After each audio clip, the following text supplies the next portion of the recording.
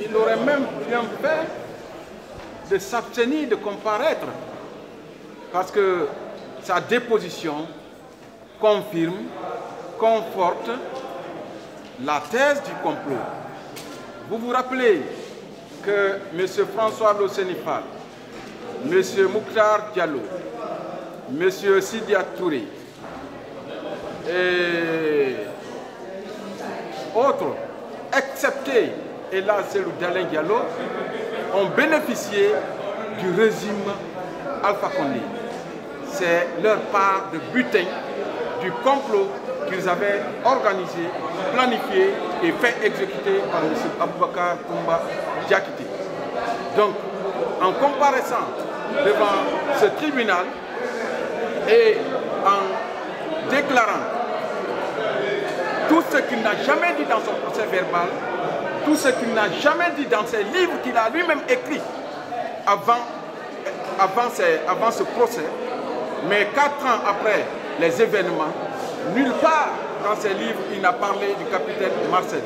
Dans sa déposition, il n'a parlé du capitaine Marcel. Mouktar Diallo, dans sa déposition devant les juges, n'a jamais parlé du capitaine Marcel Diabogui. Il a dit à la clinique Ambroise, on a été empêché par je ne sais qui. Je ne sais qui suppose qu'il ne connaissait pas la personne. Et imaginez, il a été auditionné 4 ans après les événements. C'est seulement à la veille des événements du procès qu'on a vu M. Mouktar Diallo tenir une autre version de sa déposition sur sa page officielle. Ce qui veut dire qu'il y a eu une concertation frauduleuse entre partie civile et accusé. La victime est tombée amoureuse, il a été séduit, elle a été séduite par son bourreau. Voilà ce que je peux dire. Le cas de Marcel est une particularité.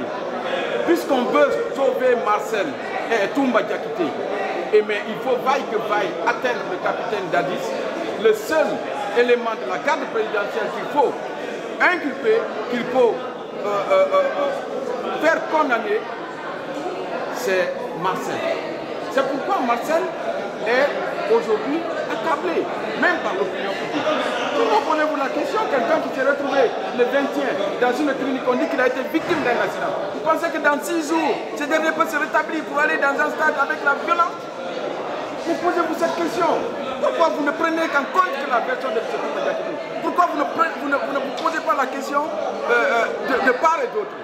Pourquoi vous rejetez l'écrit que la clinique Ambroise a envoyé? Même si la démarche était déloyale de la part du procureur. Parce que dans un procès, on ne mène pas les enquêtes. C'est un tribunal qui ordonne, le parquet exécute. Mais c'est lui qui se met à écrire. Et il produit ce qui l'arrange. Tout ça, posez-vous la question. Ce procès, il est un procès emblématique. C'est l'histoire de notre pays. Ça doit nous interpeller tous, au-delà de nos considérations respectives. Posons-nous la question de la recherche de la vérité.